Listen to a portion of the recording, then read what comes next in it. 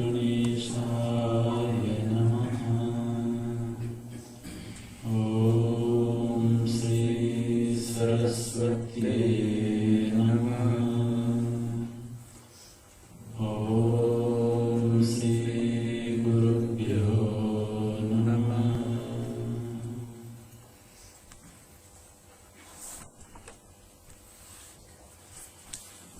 अनिर्वचनीयं प्रेमस्वरूपम्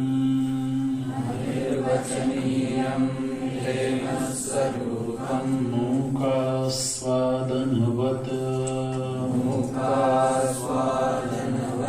प्रकाशते क्वापि पात्रे गुणरहितं कामनारहितं प्रतिक्षणवर्धमानम् अविच्छिन्नं सूक्ष्मतरम् अनुभवरूपम् तत्प्राप्य तदेवावलोकयति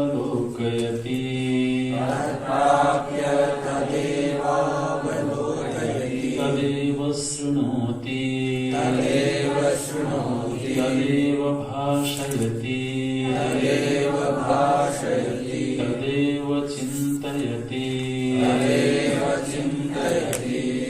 तदेव चिन्तयति।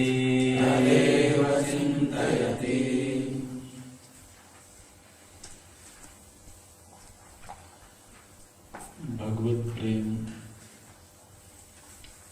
का स्वरूप अनिर्वचनीय है।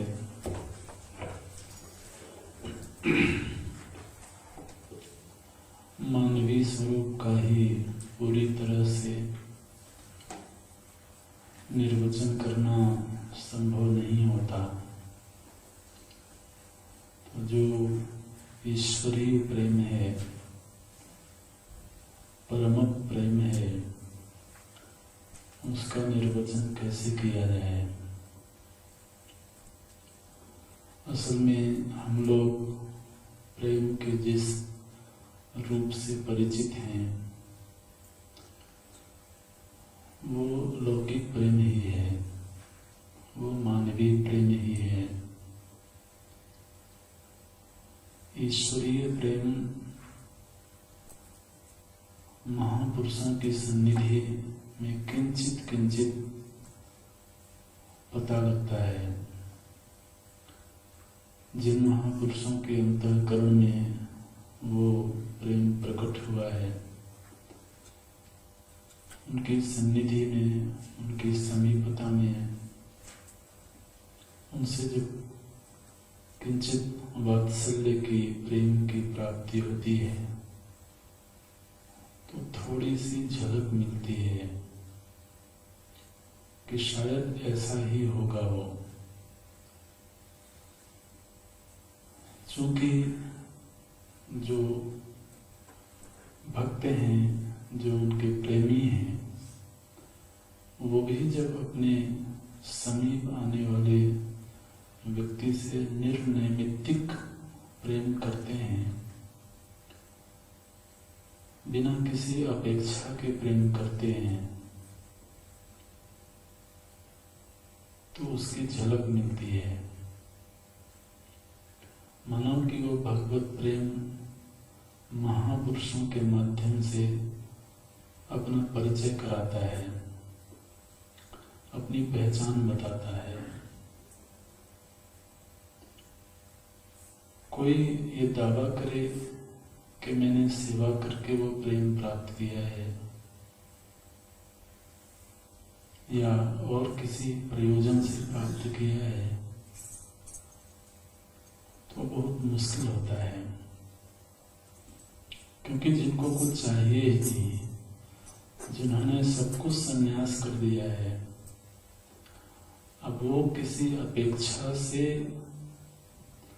हमसे प्रेम करें, ये तो बनता नहीं है। मिलता है ये अनुभूति है, जो समीप में जाते हैं उनको प्राप्त होता है, ये अनुभूत है। किंतु उसका निर्वचन कर पाना, किस रूप में प्राप्त होता है, कोई वस्तु दे करके, कोई पद दे करके वो प्रेम की अभिव्यक्ति होती है, तो ये निर्वचन भी अधूरा ही है। इसलिए अनिर्वचनीय, जैसा कि शुरू में कहा हमने, लौकिक प्रेम का ही पूरा निर्वचन नहीं कर पाते हैं।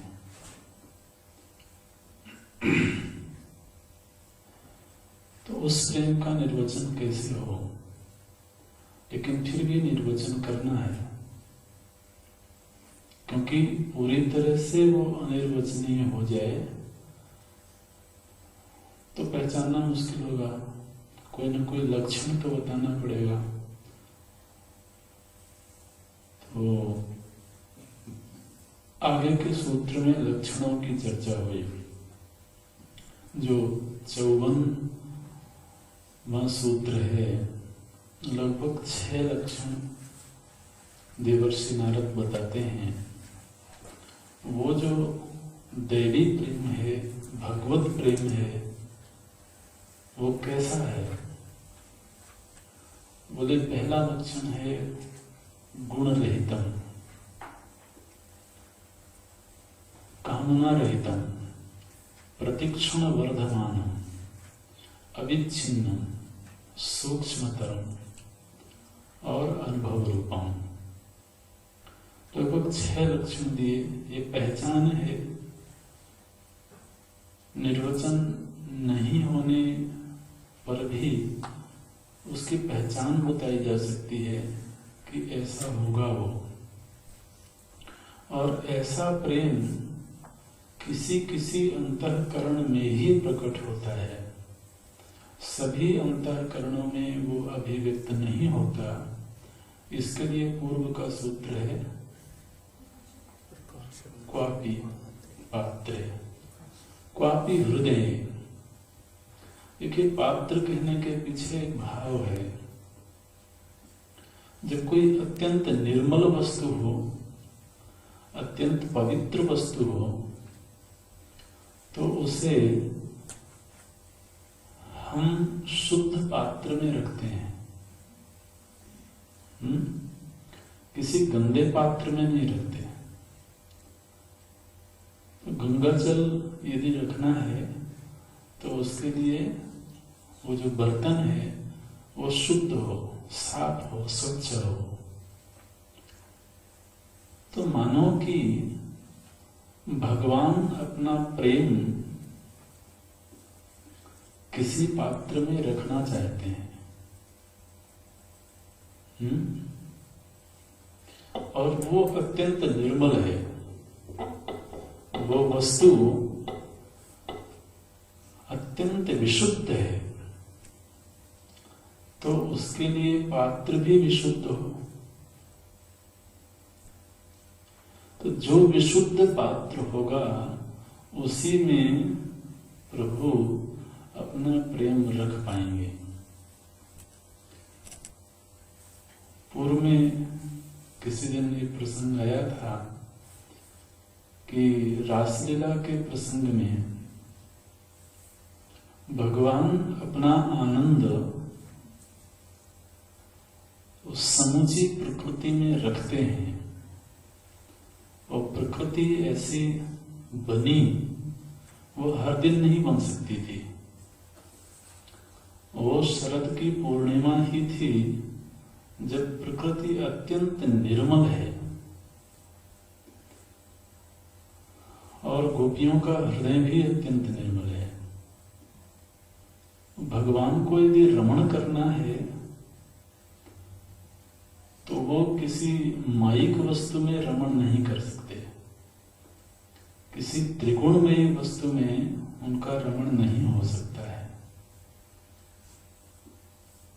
भगवान कृष्ण उस लीला के प्रसंग में भी आत्मरमण करते हैं, गोपियां कृष्ण रमण करती हैं, लेकिन स्वयं भगवान आत्मरमण करते हैं। तो जो अपना स्वरूप भूत आनंद है, उस आनंद को पहले वो वहां उड़ेल देते हैं और फिर उसमें रमण करते हैं। तो उस समय पर जो यमुना जी का पुलिन है, जो तट के वृक्ष हैं, जो स्वयं यमुना जी हैं, वो चिन्मयी हो गई। दूसरों की दृष्टि में वो प्राकृतिक हैं, लेकिन वहां उन्होंने अपना आनंद उड़ेल दिया। वीक्षरंतु, इसी को भगवान का वीक्षण बोलते हैं। वीक्षरंतु मनश्चक्रे योग मायाम उपाश्रिता। रंतुम, रमण करने के लिए उन्होंने वीक्षण किया, प्रकृति की ओर देखा।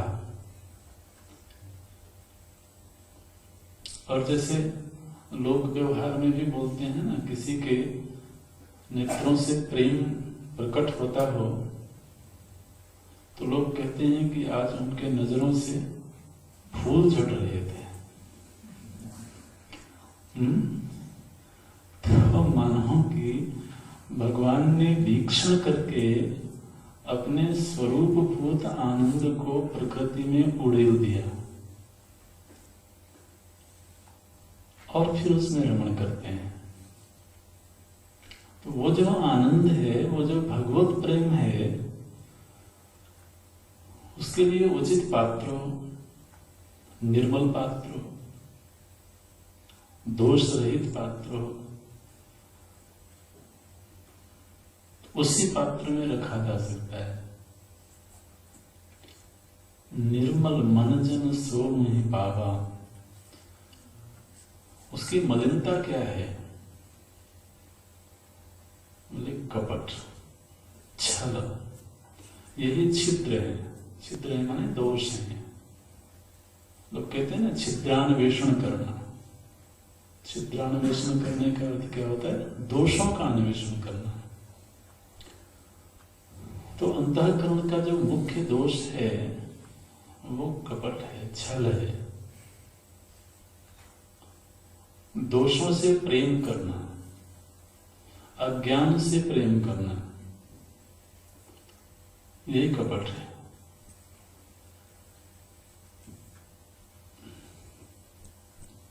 मनक्रम वचन छाड़ी चतुराई, भजत कृपा करिहे रघुराई। गोस्वामी जी से किसी ने पूछा कि प्रभु की कृपा कैसे मिले? बोले कि उसका एक ही उपाय है, मन क्रम वचन, वाणी से, कर्म से और वचन से चतुराई छोड़ करके भजन करे, कपट छोड़ करके भजन करे। ऐसा जो अंतःकरण है उसमें भगवत प्रेम का प्राकट्य हो सकता है। प्रकाशते, आप देखिए यहाँ पर एक एक शब्द बहुत महत्व का है। मानो कि भगवत प्रेम वहां रखा ही हुआ है लेकिन प्रकाशित नहीं हुआ। उसके ऊपर आवरण पड़ गया है जिससे वो प्रकाशित नहीं हुआ। और वही अंतःकरण जब विशुद्ध हो गया तो प्रकाशित हो गया। इससे ऐसा पता लगता है कि भगवान ने अपनी भगवत्ता को सबके हृदय में पहले से ही छोड़ रखा है, पहले से ही छिपा रखा है, लेकिन उसको प्रकाशित होने का अवसर नहीं मिल रहा है। तो यहां पर नारद जी ने नहीं कहा कि पात्र में रखा, बल्कि प्रकाशते, वो स्वतः प्रकाशित हो गया, प्रकट हो गया। अप्रकट था, विद्यमान तो था लेकिन अप्रकट था,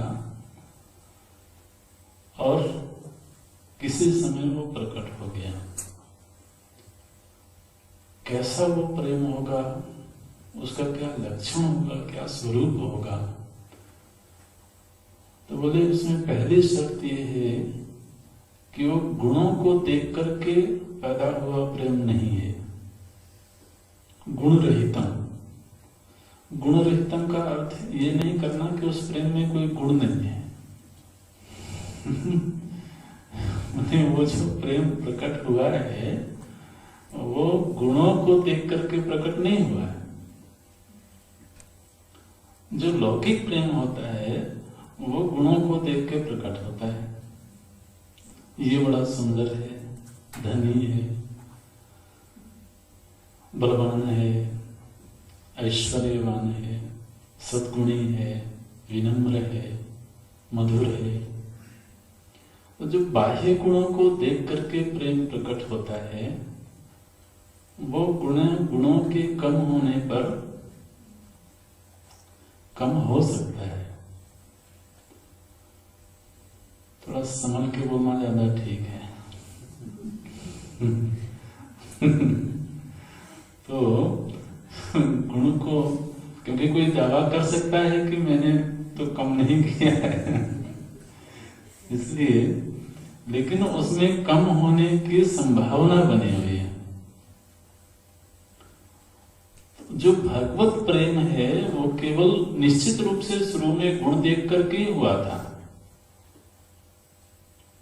वो दयालु हैं, कृपालु हैं, सहृदय हैं, हमारा ध्यान रखते हैं, इन सब गुणों को देख करके ही प्रेम हुआ था। लेकिन ये साधक जिस प्रेम की पराकाष्ठा में है वहां अब गुणों का कोई मतलब नहीं है। अब तो बस हो गया तो हो गया। किसी भक्त से पूछा किसी ने कि भाई तुम भगवान से इतना प्रेम क्यों करते हो? तो भगत जी ने कहा कि मेरे पास और कोई काम ही नहीं है।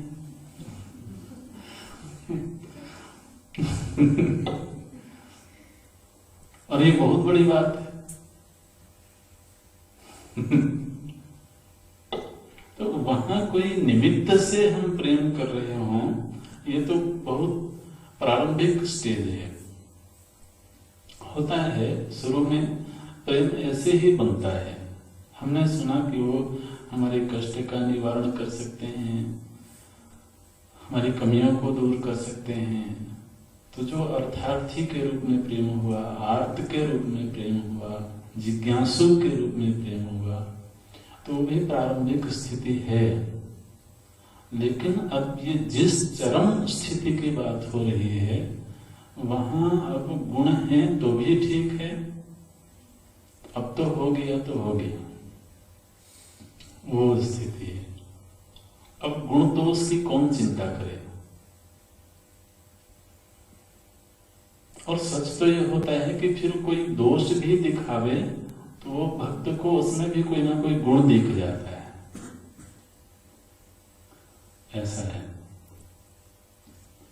किसी भक्त से पूछा गया कि आप कृष्ण से इतना प्रेम क्यों करते हो? वो तो स्वयं माता यशोदा के डंडा देख के डर जाता है। ऐसे डरपोक से तो क्या भरोसा कर सकते हो?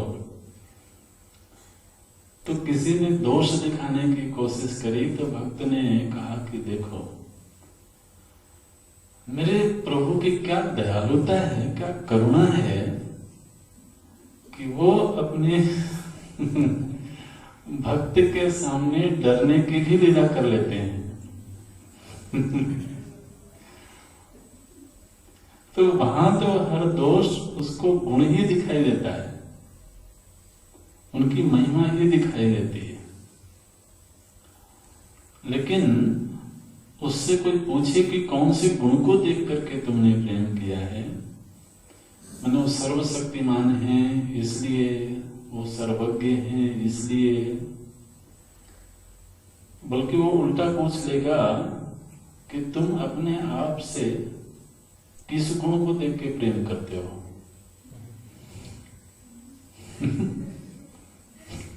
अपने आप से प्रेम करते हो कि नहीं? कौन से गुण को देख करके प्रेम करते हो सकता है दूसरे को कोई गुण न दिखाई देता हो।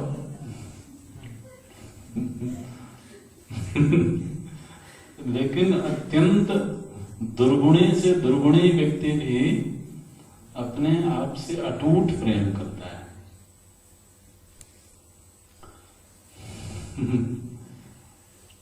एक जगह एक सत्संग सुन रहे थे हम, तो महात्मा जी ने एक बड़ी अच्छी बात बताई।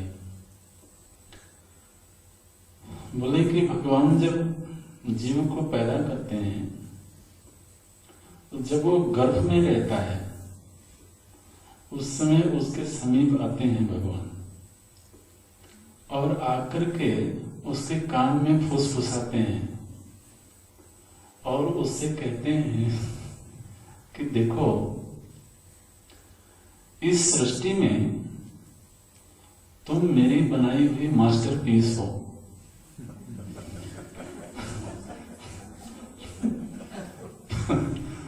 तुम्हारे जैसा मैंने किसी को नहीं बनाया है।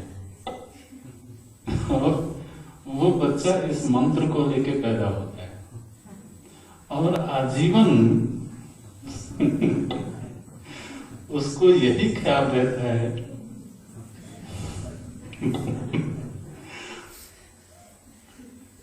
कि मेरे जितना खूबसूरत कोई नहीं है ना।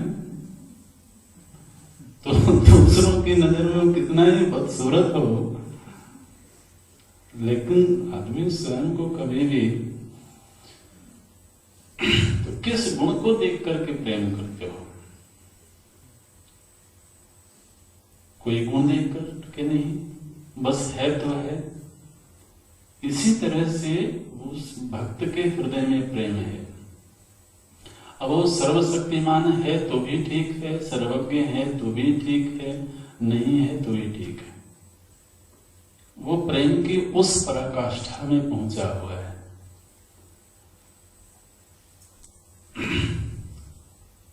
शुरू की स्थिति ऐसी नहीं होती है। शुरुआत गुण देख करके ही होती है, कथा श्रवण करके ही होती है, उनकी महिमा श्रवण करके ही होती है।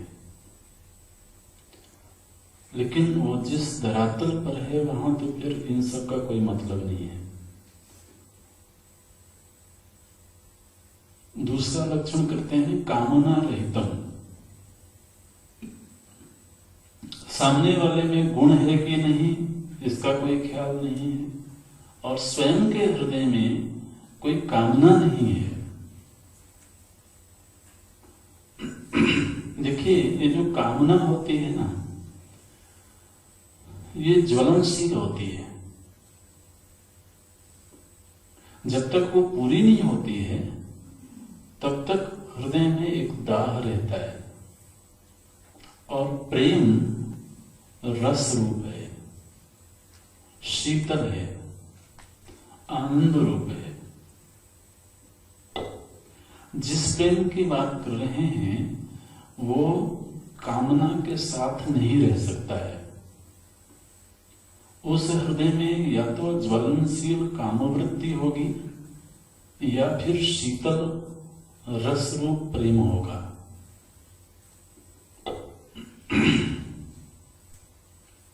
तो जिस हृदय में शीतल है, रस है, प्रेम है, वहां फिर कामना के होने का कोई प्रसंग नहीं है। बहुत बड़ा लक्षण देते हैं कामना रहितम।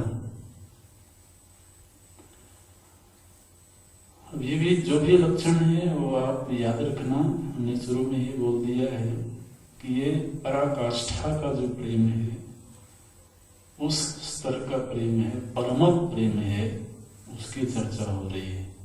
संभव है कि शुरू में हमने भगवान से भी कामना युक्त होकर के प्रेम किया हो, उसमें कोई दोष नहीं है। लेकिन अब तो कामनाओं का कोई मतलब नहीं है। और देखिए जब कामना को सामने रख कर के प्रेम होता है तो कदाचित कामना पूरी न हो तो प्रेम शिथिल भी होता है। ठीक है। तो हमने कोई कामना, कोई संकल्प लेकर के उनका जप किया, नाम जप किया, पूजा किया, कोई अनुष्ठान किया, और मानो कि वो कामना पूरी नहीं हुई, तो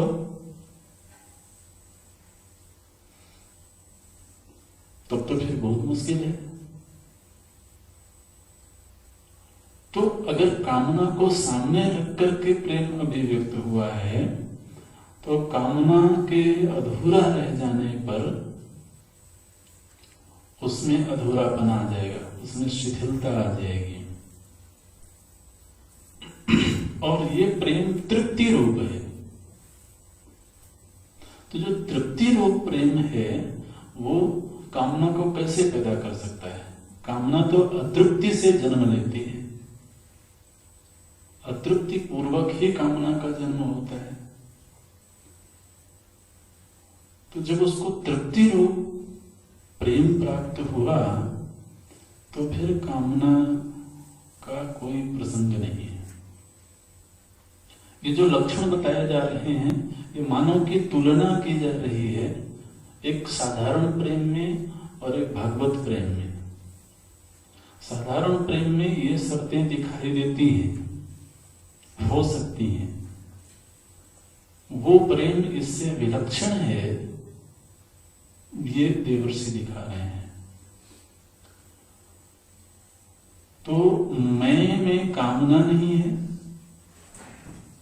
और सामने वाले में गुण दृष्टि नहीं है।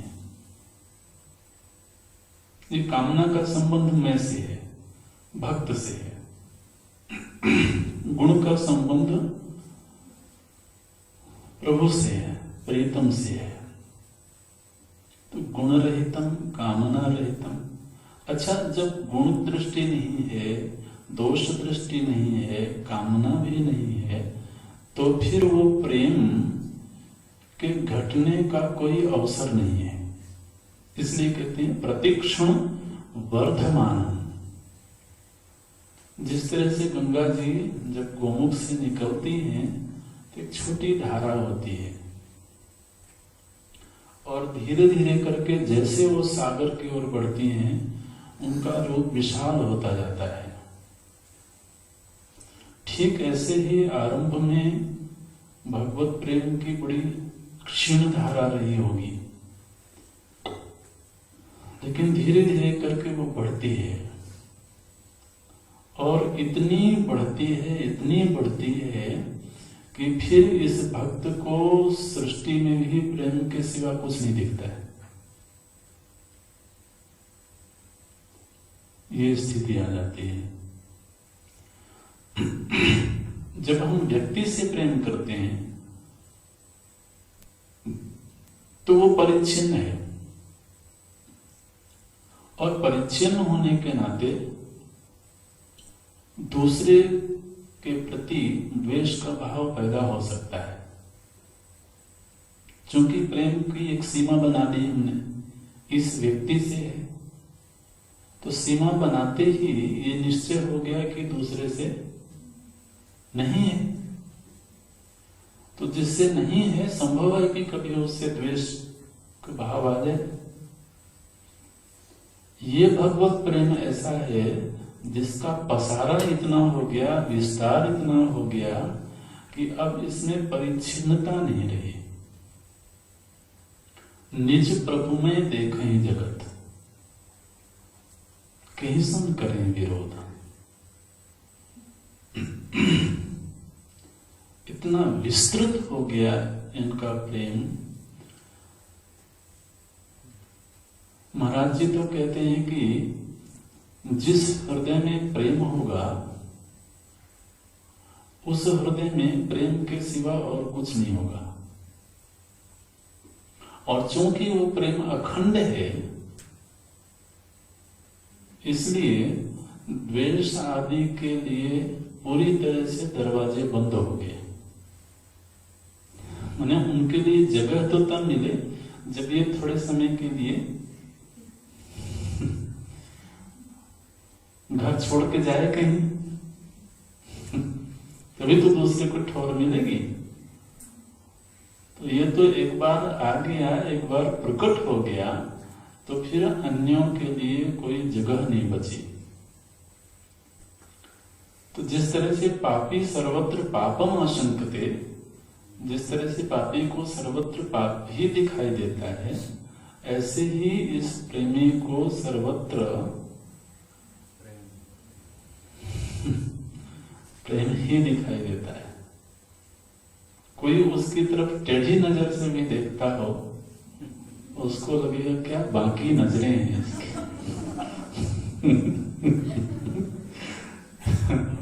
तो वहां कोई दूसरी दृष्टि रही ही नहीं।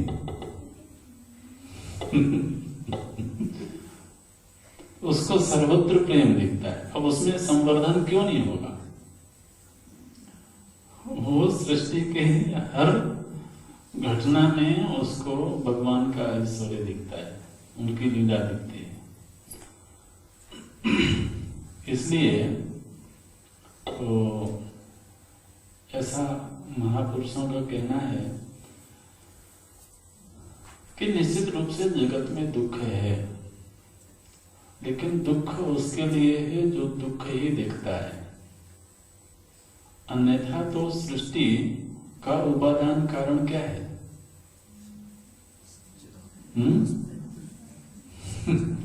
आनंदाध्येव खल विमानी भूतानि जायन्ते। ये सारी सृष्टि आनंद से ही उत्पन्न हुई है। तो जब आनंद से ही उत्पन्न हुई है, तो इसका मतलब क्या होता है? अरे भाई, मिठाई से बनी हुई चीज मीठी ही लगेगी ना। तो यदि सृष्टि आनंद रूप परमात्मा से पैदा हुई है, तो आनंद रूप ही होनी चाहिए। तो फिर ये दुख कहां से आ गया? बोले देखने वाले की दृष्टि है। अच्छा, ये जो प्रेमी भक्त है, इसको सृष्टि किस रूप में दिखती है? उसको ये लगता है कि ये प्रेम स्वरूप परमात्मा से प्रकट हुई है, इसलिए इस सृष्टि में प्रेम के अतिरिक्त कुछ नहीं है। और वैसे भी देखें तो जब कोई व्यक्ति हमसे द्वेष करता है, तो वो असल में हमारी कमजोरियों से द्वेष करता है।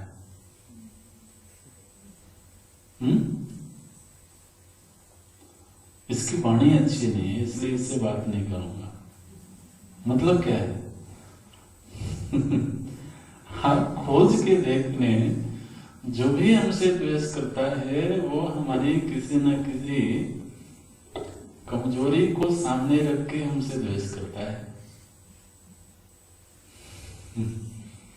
तो ये भक्त, इसको लगता है कि ये तो प्रेम स्वरूप प्रभु से प्रकट हुई सृष्टि है, इसलिए यहाँ सर्वत्र प्रेम ही प्रेम है। साधुओं को कभी दूसरों के अपमान से विचलित नहीं होना चाहिए, क्योंकि ये सृष्टि साधु से सर्वोत्तम की अपेक्षा रखती है।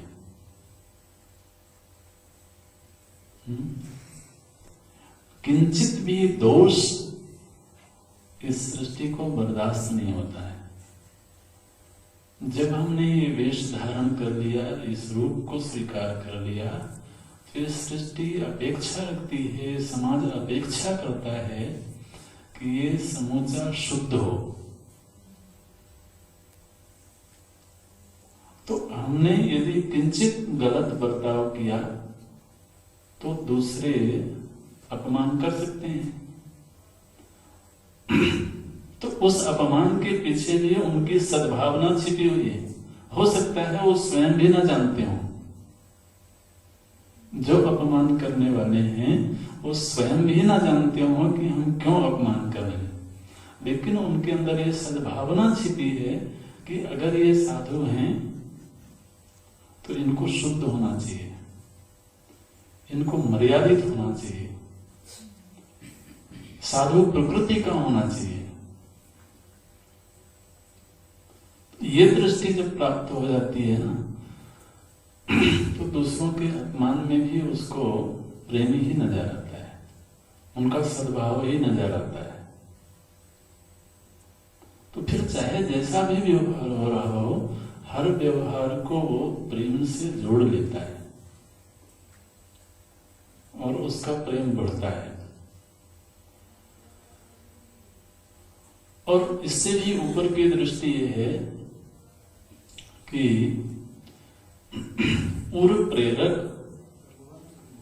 रघुवंश विभूषण काकभूषुंडी जी को जब उनके गुरुजी ने श्राप दिया तो बोले कि ये तो मेरी ही कमजोरी थी, जिसको दूर करने के लिए प्रभु जी ने सदगुरु के वाणी में बैठ करके, उनके हृदय में बैठ करके मुझे श्राप दिलवाया। ये दृष्टि होती है। और आप पूरी तरह से व्यवहार का परीक्षण करें तो हर व्यक्ति हमसे शुद्धतम होने की अपेक्षा करता है।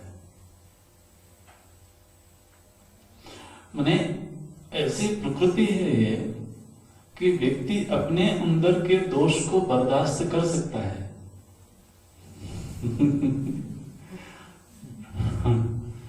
स्वयं के अंदर जो दोष हैं उनको बर्दाश्त कर पाता है, सामने वाले के दोष को बर्दाश्त नहीं कर पाता।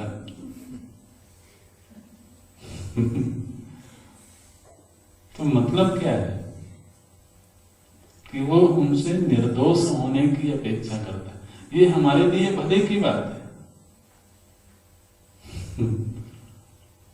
उसको प्रेम के सिवा कुछ दिखता नहीं है। प्रतिक्षण वर्धमान अविच्छिन्नम। अब विच्छेद का कारण तो होता है दोष दर्शन। जिनसे हमने प्रेम किया है उनमें कोई दोष दिखने लगा, कोई कमजोरी दिखने लगी, तो प्रेम में विच्छेद होने की संभावना है। क्योंकि वहां दोष दृष्टि का ही अपनयन हो गया, दोष दृष्टि ही नहीं रही। अब दूसरे में दोष होवे तो होवे, हमें तो दिखता ही नहीं है, तो अब कोई क्या कर लेगा? अगर उनको दिखता ही नहीं तो कोई क्या कर सकता है? ऐसा है। राधिका जी से किसी सखी ने आकर के कहा कि बताओ, एक चोर से तुमने प्रेम किया है? सारी दुनिया जिसको चोर कहती है तो तुम्हें और कोई नहीं मिला था। एक से एक राजकुमार होंगे, आखिर तुम भी किसी क्षेत्र की राजकुमारी ही हो, वृषभानु दुलारी हो, तो चोर से प्रेम करने की क्या पड़ेगी तुम्हें? उन्होंने कहा यही तो मेरे प्रभु की करुणा है। वो ये नहीं दिखाना चाहते कि मैं बहुत बड़े व्यक्ति से प्रेम कर रही हूं, तो वो ऐसी लीलाएं करते हैं जिससे कि मेरे अंदर भी अभिमान ना आए कि मैं बहुत बड़े व्यक्ति से प्रेम करती हूँ। छोटी छोटी हरकतें करके वो अपने आप को भी छोटा बनाते हैं। तो उसको दोष नहीं दिखाई देता है। दूसरे दोष देखते हो तो देखते हो, उनके उस दोष में भी, उस व्यवहार में भी प्रेम ही दिखता है। इसलिए अविच्छिन्न। अब ये जो भी स्तर बता रहे हैं देवर्षि नारद, ये लौकिक प्रेम में घटता हुआ नहीं दिखता है। जिसका हम अनुभव करते हैं उसमें ये स्थिति नहीं दिखती है। तो निश्चित रूप से ऐसा है, ऐसा संभव हो सकता है, एक संभावना तो जरूर इन सूत्रों को पढ़ करके भक्त के हृदय में बनती है कि जरूर भगवत प्रेम ऐसा होगा, और प्रभु कृपा से कभी हमारा हृदय भी ऐसा पात्र बने जिस पात्र में वो प्रकट हो। अविच्छिन्नम सूक्ष्मतरम, अत्यंत सूक्ष्म है वो। माने ऐसा है कि शरीर के छूट जाने पर भी वो नहीं छूटता है, स्थूल वस्तुओं के रहने पर भी, नहीं रहने पर भी उसमें कोई कमी नहीं आती है। देवर्षि नारद जब अपनी जीवनी बताते हैं तो वहां पर वो कहते हैं कि पूर्व जीवन में मैं दासी पुत्र था, और वहां पर संतों के अनुग्रह से मेरे हृदय में जो भगवत प्रेम प्रकट हुआ था, दूसरे जीवन में वो प्रेम वैसे का वैसा ही बना रहा। शरीर बदल जाने से वो प्रेम नहीं बदला। वो अंतःकरण रूपी पात्र में है, और अंतःकरण अत्यंत सूक्ष्म वस्तु है, तो उसमें भी सूक्ष्म ही वस्तु होगी। और चूंकि ये अंतःकरण के पीछे से आ रहा है, इसलिए ये और भी ज्यादा सूक्ष्म होगा। सूक्ष्म का एक लक्षण ये होता है कि वो व्यापक होता है। सूक्ष्म जो जितना सूक्ष्म होगा उसमें उतनी व्यापकता होगी। तो प्रेम की एक बहुत बड़ी पहचान है, यदि वो सीमित है तो स्थूल है।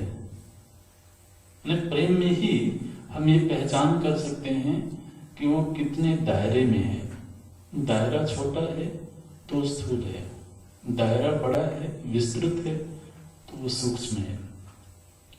और ये भगवत प्रेम ऐसा है जो किसी से परिच्छिन्न नहीं हो सकता, इसलिए इसको अत्यंत सूक्ष्म ही होना चाहिए। दूसरा यह होता है कि इसकी सर्वत्र गति होती है। व्यापकता को ही दूसरे शब्दों में इस तरह से कह सकते हैं कि सर्वत्र गति होती है इसकी। इसके लिए कोई सीमा नहीं बनाई जा सकती।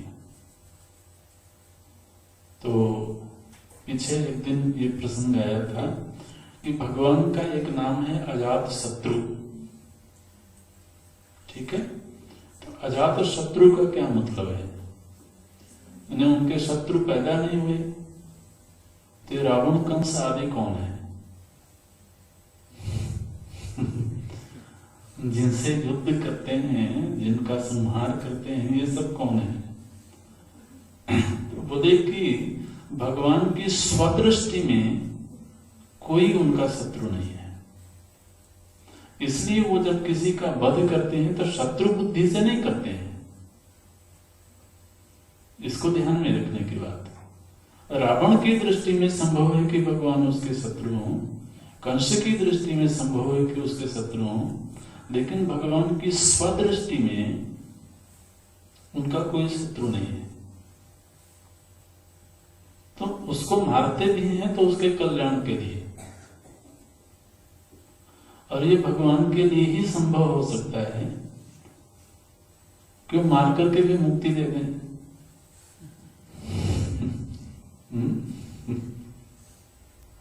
तो स्वदृष्टि में अजात शत्रु है।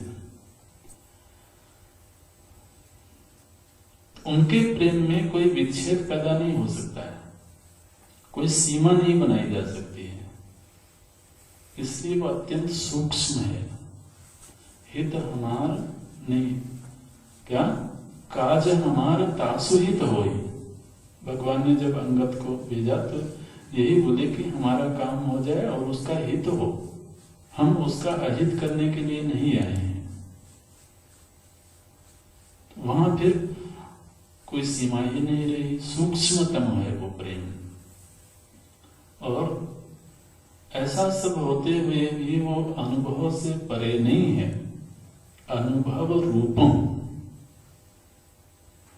कोई साधक यदि ऐसे प्रेम को अनुभव करना चाहे तो वो अनुभव के धरातल पर उतर सकता है, प्रकट हो सकता है। और इसके लिए सबसे आसान जो तरीका दिखता है वो ये कि जिनके अनुभव में ये प्रेम उतरा हो उनसे पूछें, उनके सन्निधि में जाएं।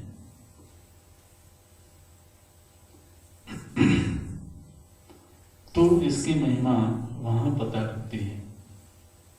बहुत ही सुंदर ये लक्षण दिए हैं और ये लौकिक प्रेम में घटते हुए नहीं दिखते हैं। गुण रहितम, कामना रहितम, प्रतिक्षण वर्धमान, और ये एक दूसरे के पूरक हैं। गुण रहित प्रेम ही प्रतिक्षण वर्धमान होगा। गुण को देख करके किया हुआ प्रेम गुण के घटने पर क्षीण हो सकता है, दोष के आने से उसमें क्षय हो सकता है। तो गुण रहितम प्रेम ही प्रतिक्षण वर्धमान होगा, कामना रहित प्रेम ही प्रतिक्षण वर्धमान होगा, क्योंकि कामना पूरी होने पर संभव है कि प्रेम ना रह जाए। लेन देन का किसी से सौदा हुआ, लेन देन पूरा हुआ तो आप अपने घर, हम अपने घर। तो कामना रहित प्रेम ही प्रतिक्षण वर्धमान होगा और प्रतिक्षण बढ़ने वाला प्रेम ही अविच्छिन्न होगा। एक दिन होगा, एक दिन नहीं होगा, ऐसी संभावना नहीं है इसमें। और वही प्रेम अत्यंत सूक्ष्म है, क्योंकि उसकी कोई सीमा नहीं बनाई जा सकती है। एक व्यक्ति में होगा, दूसरे में नहीं होगा, ये व्यक्ति की सीमा नहीं बन सकती है। एक काल में होगा, दूसरे काल में नहीं होगा, काल की सीमा नहीं बन सकती है। वो तो फिर जित देखो तित श्याममयी है, ऐसी स्थिति होगी। फिर उसमें देश काल का कोई मतलब नहीं है और ऐसा अनुभव रूप है। आनंद हमेशा अनुभव रूप ही होता है, आनंद अननुभव रूप नहीं होता। ये प्रेम तो आनंद का ही अभिव्यक्त रूप है ना। सुसुप्ति में भी जो आनंद प्राप्त हुआ वो जागने पर ही हम उसकी अभिव्यक्ति कर पाते हैं।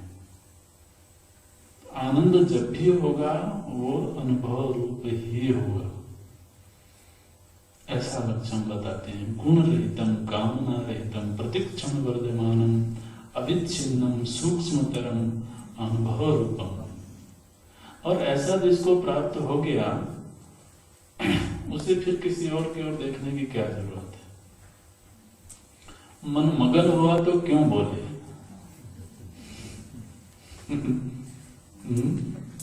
वो कहते हैं तत्प्राप्य तदेव अवलोकयति, फिर उसको वही दिखाई देता है।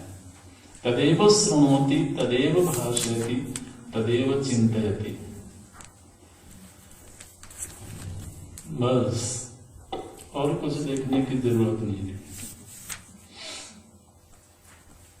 बहुत बढ़िया। अभी यही तक रखते हैं। ओम